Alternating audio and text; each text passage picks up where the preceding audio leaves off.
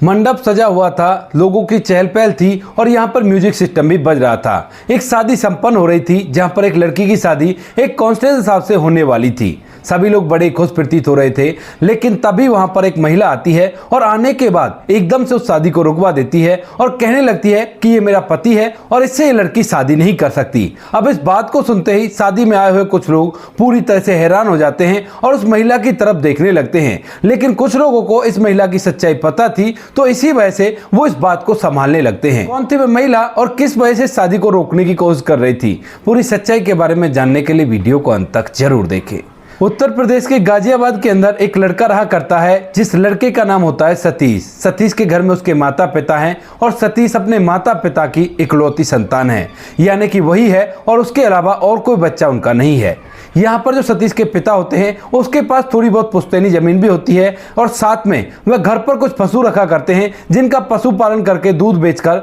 वह अच्छी तरह से अपना समय व्यतीत किया करते हैं। अब सतीश जो कि इकलौती संतान था, तो उस पर माता पिता बहुत सारा लाड़ करते हैं और इस लाड़ के चलते वह थोड़ा सा बिगड़ जाता है, क्योंकि यहाँ पर जब वह पढ़ाई लिखाई करता है तो जैसे वो 12वीं क्लास कर लेता है, उसके बाद वह पढ़ने लिखने से माता पिता से मना कर देता है और कहता है कि पिताजी, जैसे आपका समय व्यतीत हो रहा है वैसा मेरा भी हो जाएगा, तो मुझे पढ़ाई करके क्या फायदा है। अब माता पिता का लाडला था तो वह भी उसको आगे पढ़ाई करने से मना कर देते हैं जब बेटा मना कर रहा था, और उसके बाद उसे घर के अंदर रखने लगते हैं। यहाँ पर जो सतीश होता है धीरे धीरे घर की जिम्मेवारियों को उठाने लगता है और जैसे सतीश शादी के योग होता है तो उसके बाद माता पिता उसकी शादी की चिंता करने लगते हैं। अब सतीश के लिए इधर उधर लड़की ढूंढी जाती है और ढूंढने से उन्हें एक लड़की मिल भी जाती है। लड़की का नाम होता है पूजा और पूजा से सतीश की धूमधाम और रीति रिवाजी के साथ शादी कर दी जाती है। हालांकि जो पूजा होती है वह ग्रेजुएशन पढ़ रही थी और इसी वजह से जब उसे पता चलता है कि उसका पति 12वीं पास है तो उसके बाद वह उसे नीचा दिखाना चाहती है,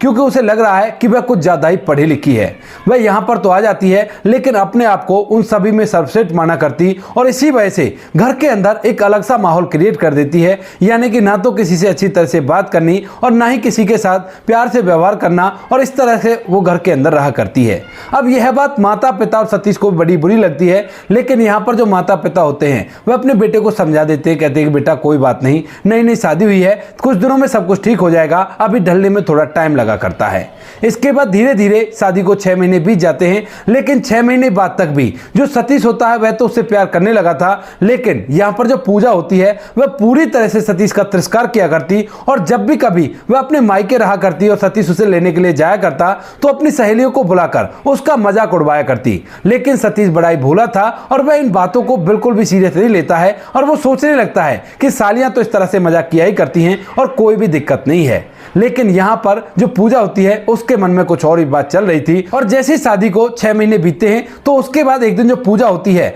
वह एकदम से अपने पति से कहने लगती है कि अब तुम्हारे साथ मैं नहीं रह सकती, क्योंकि तुम तो पूरी तरह से अनपढ़ हो और मेरी सहेलियां मेरा मजाक उड़ाया करती हैं। अब इस बात को सुनकर सतीश सोचने लगता है कि शायद उससे मजाक कर रही है, तो उसके बाद कहने लगता है कि पूजा देखो, मजाक का काम नहीं है, मैं अभी खेत पर जा रहा हूं और मेरे लिए खाना बना दो। लेकिन तभी जो पूजा होती है वो कहने लगती है कि मैं मजाक नहीं कर रही, मैं अभी के अभी तुम्हारा घर छोड़कर जा रही हूं और अब मैं तुम्हारे साथ बिल्कुल भी नहीं रह सकती। मैं एक लड़के से प्यार किया करती हूं और उसने मुझे अपने साथ रखने के लिए हामी भर ली है और अब मैं उसी के साथ रहूंगी। अब यह बात जब सतीश सुनता है तो एकदम से उसके पैरों तले से जमीन खिसक जाती है और वह उसे रोकने की कोशिश करता है, कहता है कि पूजा ऐसा मत करो, मैं तुमसे प्यार करने लगा हूं। लेकिन यहां पर पूजा कहने लगती है कि प्यार तुम बेशक मुझसे करते रहो, लेकिन मैं तुम्हारे साथ नहीं रह सकती, क्योंकि मुझे तुमसे कभी प्यार हुआ ही नहीं और तुम्हें देखकर मुझे घिन आती है। ऐसा कहकर पूजा वहां से जाने लगती है। सास ससुर भी रोकते हैं, लेकिन वो उनका भी कहा नहीं मानती है और उनके घर को छोड़कर चली जाती है। अब यह बात अड़ोस पड़ोस में भी पता चल जाती है कि इनके बेटे की बहू इसे अनपढ़ समझकर छोड़ गई है, और उसके बाद इस बात की लोग खिल्ली उड़ाने लगते हैं। अब यह खिल्ली उड़ते उड़ते सतीश तक भी पहुंच जाती है और सतीश को इस बात का बड़ा ही बुरा लगता है। अब यहाँ पर सतीश के माता पिता ने पंचायती रूप से उस लड़की से फैसला तो कर लिया था, लेकिन सतीश जब अपनी बुराई सुनता है इधर उधर कि अनपढ़ रहने की वजह से उसकी पत्नी छोड़कर चली गई, तो उसके बाद उसे बड़ा ही दुख होता है और वह गुमसुम सा घर के अंदर अंदर रहा करता है। अब जब माता पिता ये बात देखते हैं तो उसके बाद अपने बेटे को समझाते हैं और उसे कैसे भी करके खुश करना चाहते हैं, लेकिन बेटे को एक तो अपनी पत्नी की याद आया करती है और ऊपर से अड़ोसी पड़ोसियों के जो ताने हैं वो भी उसे सुनने को मिला करते हैं। तो इसी वजह से वो उदास रह रहा था। अब कुछ दिनों बाद उसका एक दोस्त जो कि बाहर नौकरी किया करता है वह गांव में आता है और जब उसे ये पता चलता है कि सतीश के साथ ऐसा ऐसा हो गया है तो उसके बाद वह फौरन से सतीश के पास आता है, क्योंकि वह सतीश का सबसे पक्का मित्र था। वह जब सतीश उसे देखता है तो एकदम से सतीश की आंखों में आंसू आ जाते हैं और इसके बाद उसका जो दोस्त होता है जिसका नाम विष्णु होता है वह उसको गले से लगाता है और कहता है कि भाई चिंता मत कर, सब कुछ ठीक हो जाएगा और तू इतना परेशान क्यों हो रहा है। उसके बाद यहाँ पर जो उसका दोस्त होता है वह उससे ढेर सारी बातचीत करता है और बातचीत के दौरान सतीश उसे पूरी कहानी बताता है और कहता है कि यार अब मन नहीं लगता, अब तो मन ऐसा करता है कि अपने आप को इस दुनिया से विदा कर दूं। लेकिन तभी जो उसका दोस्त होता है वो कहने लगता है कि तू पागल तो नहीं हो गया, तेरे पीछे तेरे माता पिता हैं, वो चली गई तो इसका मतलब ये नहीं है कि तू जीना छोड़ देगा। ऐसा बनकर देखा उसको कि अगर कभी भी फ्यूचर में वो तुमसे मिले तो उसके बाद वो पछताए कि तूने उसे गलत छोड़ दिया और तुम्हें ऐसा नहीं करना चाहिए था। अब इस बात को सुनकर जो सतीश होता है वो थोड़ा सा मोटिवेट तो होता है, लेकिन जब अपनी पढ़ाई लिखाई को देखता है तो कहने लगता है कि मैं तो अनपढ़ हूं और मैं इसमें क्या कर सकता हूं। लेकिन तभी जो उसका दोस्त होता है वो उसे पढ़ाई लिखाई के लिए और भी ज्यादा मोटिवेट करता है और कहता है कि अनपढ़ भले ही हो लेकिन अभी तुम्हें ज्यादा दिन नहीं हुए पढ़ाई छोड़े और तुम चाहो तो दोबारा से सब कुछ कर सकते हो और पढ़ लिख कर अगर तुम एक बार कामयाब हो गए तो उसके बाद जो लोग आज तुम पर हंस रहे हैं वही तुम्हारी वाहवाही करते नहीं थकेंगे और तुम्हें यही करना होगा। इसके लिए तुम्हें मेरी कोई भी मदद चाहिए तो मैं मदद करने के लिए तैयार हूं, लेकिन तुम अपनी पढ़ाई लिखाई को चालू करोगे। अब इन सभी बातों को सुनकर यहां पर सतीश के अंदर भी जोश भर जाता है और उसके बाद वह पढ़ाई लिखाई करने लगता है। धीरे धीरे उसे लगभग 4 साल लगते हैं, लेकिन 4 साल के अंदर वह उत्तर प्रदेश पुलिस में कांस्टेबल लग जाता है और उसके बाद जैसे वो कांस्टेबल बनता है तो यहां पर जो लोग उसकी हंसी उड़ाया करते थे कल तक, वह आज उसकी वाहवाही किया करते हैं कि लड़के ने वो कारनामा करके दिखा दिया जो शायद किसी के बस का नहीं था। पढ़ाई तो पूरी तरह से छोड़ दी थी, लेकिन उसके बाद भी जज्बे और हिम्मत के साथ आगे बढ़ा और कांस्टेबल बन गया। हालांकि कांस्टेबल ज्यादा बड़ी पोस्ट नहीं है, लेकिन उसके लिए वो बहुत बड़ी पोस्ट थी, क्योंकि उससे उसका सम्मान वापस आया था, उसकी इज्जत वापस आई थी और उसके पिता को 4 लोगों में अलग से सम्मान मिलने लगा जब यहां पर सतीश कांस्टेबल बन जाता है। इतनी दिनों में जो सतीश है वो पूजा को पूरी तरह से भूल गया है और अब तो केवल वो अपने माता पिता के लिए जिया करता है। लेकिन यहाँ पर जो माता पिता होते हैं उनका इकलौता बेटा था सतीश और इसी वजह से अब वो उसकी दूसरी शादी कराना चाहते हैं ताकि उनका वंश चल सके आगे। अब इसी बात को लेकर एक दिन जब सतीश अपने घर आता है तो यहाँ पर उसके पिता उससे पूछने लगते हैं तो सतीश कहने लगता है कि ठीक है माँ बाबू जी, अगर आपको ऐसा ठीक लगता है तो बेशक से आप ऐसा कर लो, मुझे इस बात से कोई भी आपत्ति नहीं है और ना ही मुझे शादी की जरूरत है, आपकी देखरेख तो मैं कर लूंगा और मेरा जो होगा वो देखा जाएगा। लेकिन तभी पिता कहते हैं कि बेटा बात तो तेरी भी ठीक है, लेकिन तू हमारी इकलौती संतान है और वंश को आगे बढ़ने के लिए तेरी शादी जरूरी है, इसी वजह से हम तेरी शादी कराएंगे।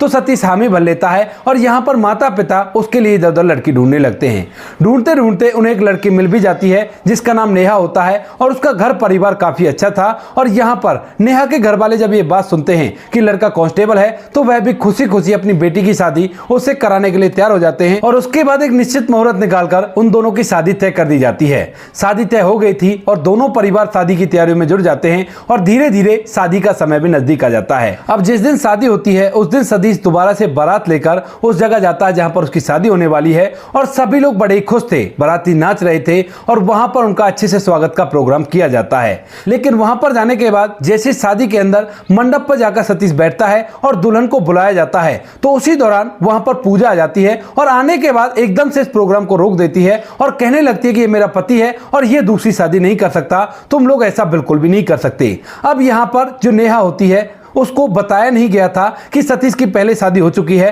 और जैसे वो ये बात सुनती है कि एक महिला आकर कह रही है कि ये मेरा पति है, तुम इससे शादी नहीं कर सकते, तो उसके बाद उसके पैरों तले से जमीन खिसक जाती है। लेकिन यहाँ पर नेहा के पिता को ये बात पता थी और कुछ कुछ जो खास रिश्तेदार होते हैं उन सभी को ये बात पता थी। तो वो लोग लड़के वालों की तरफ देखते हैं और लड़के वाले हमेशा हिलाते हैं, यानी कि देखने का मतलब था कि वही लड़की है। तो उसके बाद जो लड़के का पिता होता है सतीश का, वह हमेशा हिलाता है और उसके बाद वो लोग समझ जाते हैं। तो वो लोग कैसे भी करके करके उसे वहां से बाहर ले जाना चाहते हैं, क्योंकि इस शुभ काम में वो किसी भी तरह का विघ्न नहीं चाहते। लेकिन यहाँ पर जो पूजा होती है वो बुरी तरह से वहां पर चीखने चिल्लाने लगती है और उस शादी को कुल मिलाकर बंद करा देती है। म्यूजिक सिस्टम भी बंद हो गया था और सभी लोगों का ध्यान उस तरफ आकर्षित हो गया था। लेकिन तभी जब ये शादी पूरी तरह से बंद हो जाती है तो उसके बाद जो नेहा होती है वो एकदम से अपने मंडप से खड़ी होती है और अपने पिता की तरफ जाकर उससे कहने लगती है कि पिताजी, ये सब क्या हो रहा है और इस तरह से हुआ करता है क्या? और अगर इसकी पहली शादी हो चुकी है तो आप दूसरी शादी मुझसे क्यों करा रहे हो? मुझे इससे शादी नहीं करनी। ऐसा कहकर नेहा वहां से जाने लगती है।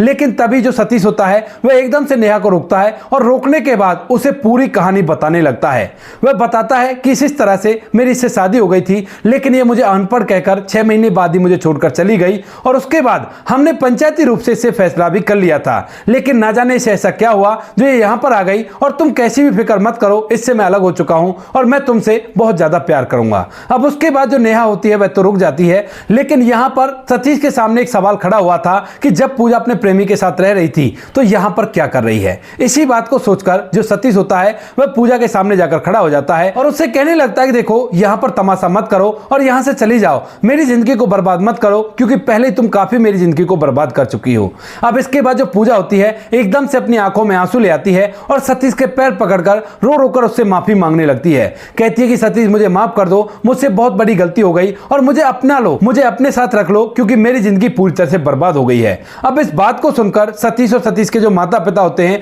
वह पूरी तरह से हैरान हो जाते हैं, क्योंकि जो पूजा अपनी नाक पर गुस्सा रखा करती थी और अपने सामने किसी को कुछ समझाई नहीं करती थी, वो आज इस तरह से अपने घुटनों पर क्यों आ गई। और यही बात उन लोगों को उससे पूछने पर मजबूर कर देती है। और यहाँ पर जो सतीश होता है वह पूजा से पूछने लगता है कि पूजा, ऐसा क्या हुआ जो तुम ऐसा कर रही हो, क्योंकि तुम तो मेरे हिसाब से काफी ज्यादा घमंडी थी, फिर मुझसे तुम माफी क्यों मांग रही हो? लेकिन तभी जो पूजा होती है वो रोते रोते उसके पैरों को पकड़ती है और कहने लगती है कि जब तुम मुझे माफ कर दोगे तो उसके बाद ही मैं तुम्हें बताऊंगी। अब इस बात को सुनकर यहाँ पर कुछ और लोग जो सतीश के अड़ोसी पड़ोसी थे और यहाँ पर जो लड़की वाले होते हैं उन लोगों को भी इस बात को जानने की जिज्ञासा होती है, तो वो लोग कहने लगते हैं कि कोई बात नहीं, माफ कर दो, जाने तो सही ऐसा क्या हुआ इसके साथ जो तुमसे माफी मांगने लगी। इसके बाद जो सतीश होता है उसे माफ कर देता है और माफ करने के बाद जो यहाँ पर पूजा होती है वह पूरी कहानी उसे बताने लगती है। कहती है कि सतीश, जिसके साथ मैं तुम्हें छोड़कर गई थी उसने मुझे अपने साथ रखा और मैं उसके साथ पति पत्नी की तरह रहा करती थी, लेकिन कभी भी उसने मुझसे शादी नहीं की। कुछ दिनों बाद जब उसकी नौकरी लग जाती है तो उसके बाद वो मुझे धक्के देकर निकाल देता है और उसके बाद मैं पूरी तरह से रोड पर आ जाती हूँ।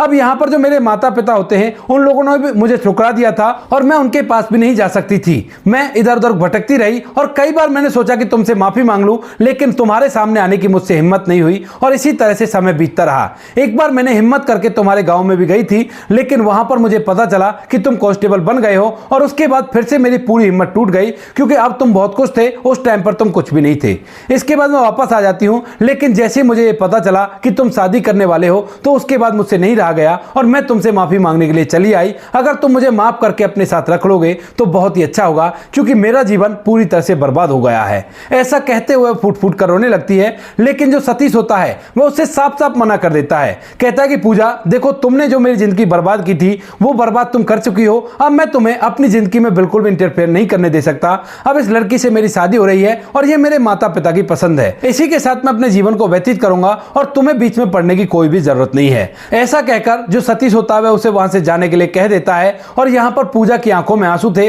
लेकिन जब सतीश ने उसे अपने साथ रखने से मना कर दिया तो उसके बाद वह वहां से जाने लगती है। पूजा वहां से सर नीचे करके चली जाती है और यहाँ पर जो सतीश होता है उसकी और नेहा की शादी हो जाती है। शादी के बाद सतीश और नेहा अच्छी तरह से जीवन व्यतीत कर रहे हैं, लेकिन यहाँ पर नेहा को कभी कभी पूजा का वो रोता हुआ चेहरा याद आया करता है और उसको याद करके वो बहुत कुछ सोचा करती है। तकरीबन शादी के जैसे 2 महीने बीतते हैं तो उसके बाद जो नेहा होती है वह अपने पति से कहने लगती है कि ऐसा करो, उस पूजा को ले आओ, उसको घर में रख लेना, क्योंकि वो बेचारी इधर उधर मारी मारी फिर रही है, उसका कोई भी सहारा नहीं है। अब इस बात को सुनकर सतीश मना करने लगता है, कहता है कि नहीं, उसे मैं यहाँ पर नहीं रख सकता, क्योंकि उसके अंदर काफी ज्यादा घमंड है। लेकिन तभी नेहा कहती है कि उसका घमंड पूरी तरह से टूट गया है और तुमसे उसने रो रो कर माफी भी तो मांगी है, कोई बात नहीं, उस बेचारी को यहाँ पर ले आओ, कम से कम उसका जीवन तो व्यतीत हो जाएगा, 2 रोटियां खा लेगी और घर का काम कर लिया करेगी। अब तुम उसे अपने घर में नौकरानी की तरह भी नहीं रख सकते। तो इस बात को सुनकर जो सतीश होता है वह सोचने लगता है और कहता है कि ठीक है, देखता हूं, अगर वो कहीं मुझे मिल गई तो उसके बाद मैं उसे ले आऊंगा। अब इसके बाद जो सतीश होता है वह उसका पता लगाता है और पता लगाने के बाद उसे पता चलता है कि जो पूजा है वो इधर उधर छोटे मोटे काम किया करती है और यहाँ पर एक किराए का कमरा लेकर उसके अंदर अंदर रहा करती है। तो उसी किराए के कमरे में जो सतीश होता है वह पहुंच जाता है और शाम के समय जैसे ही काम से पूजा लौटती है तो उसके बाद सतीश उसे दरवाजे पर ही मिलता है और जैसे ही पूजा सतीश को देखती है तो एकदम से उसकी आंखों से आंसू बहने लगते हैं और वो उससे पूछने लगती है कि सतीश तुम यहां पर क्या कर रहे हो। तो उसके बाद सतीश कहने लगता है कि मैं तो तेरी शक्ल भी नहीं देखना चाहता था, लेकिन मेरी पत्नी को न जाने क्या हो गया और उसे तुझ पर तरस आ रहा है। वो कह रही है कि अगर तू घर का काम कर लेगी तो तुझे 2 रोटियां हम खिला देंगे और यहां पर तू आराम से रह सकती है। इस बात को सुनने के बाद जो पूजा होती है वो एकदम से तैयार हो जाती है, क्योंकि दुनिया के अंदर रहकर उसने दुनिया के धक्के देख लिए हैं और उसे पता चल गया है कि दुनिया किस तरह की हुआ करती है। तो इसी वजह से वह हामी भर लेती है और अपना छोटा मोटा सामान पैक करके सतीश के साथ उसके घर पहुंच जाती है। वहां पर जाने के बाद वह नेहा के पैर छूने लगती है और कहने लगती है कि बहन तेरी वजह से आज मैं इस घर में आ गई हूं, वरना मेरे तो सहारे पूरी तरह से खत्म हो गए थे। इसके बाद नेहा कहती है कि कोई बात नहीं, मुझे तुम पर तरस आ गया और इसी वजह से मैंने तुम्हें यहां पर बुला लिया, लेकिन यहां पर आकर कुछ भी ऐसा गड़बड़ मत करना जिससे हमारे परिवार को किसी परेशानियों का सामना करना पड़े। तो पूजा वहां पर कहती है कि नहीं, ऐसा कुछ भी नहीं होगा। और उसके बाद आज तक भी जो पूजा होती है वह उस घर में घर का काम किया करती है और घर के अंदर चुपचाप रहा करती है। हालांकि यहां पर जो नेहा है उसे अपनी बड़ी बहन का दर्जा देना चाहती है जब वह अच्छी तरह से घर के अंदर रहा करती है, लेकिन पूजा उसे मना कर देती है और कहती है कि कोई बात नहीं बहन, भले ही मैं उम्र में आपसे बड़ी हूं लेकिन रिश्ते में आप मुझसे बड़ी हो, क्योंकि आप असलियत में इस घर की मालकिन हो और मैं तो इस घर की नौकरी हूं। तो दोस्तों ये थी आज की कहानी। आपको जैसी भी लगी कमेंट सेक्शन में बता देना। वीडियो अगर अच्छी लगी तो वीडियो को लाइक और चैनल को सब्सक्राइब जरूर करें ताकि हमें थोड़ा सा हौसला मिल सके आप लोगों के लिए ऐसी अच्छी वीडियो बनाने के लिए। इन कहानियों को सुनाने का उद्देश्य किसी को परेशान करना बिल्कुल भी नहीं है। ये कहानी आपको इसलिए सुनाई जाती है ताकि आप लोग इन कहानियों में से कुछ ना कुछ सीख सको और अपने जीवन में उस चीज को अप्लाई कर सको। मिलते हैं किसी नेक्स्ट वीडियो में नए टॉपिक के साथ, तब तक के लिए जय हिंद, जय भारत, जय हिंदुस्तान।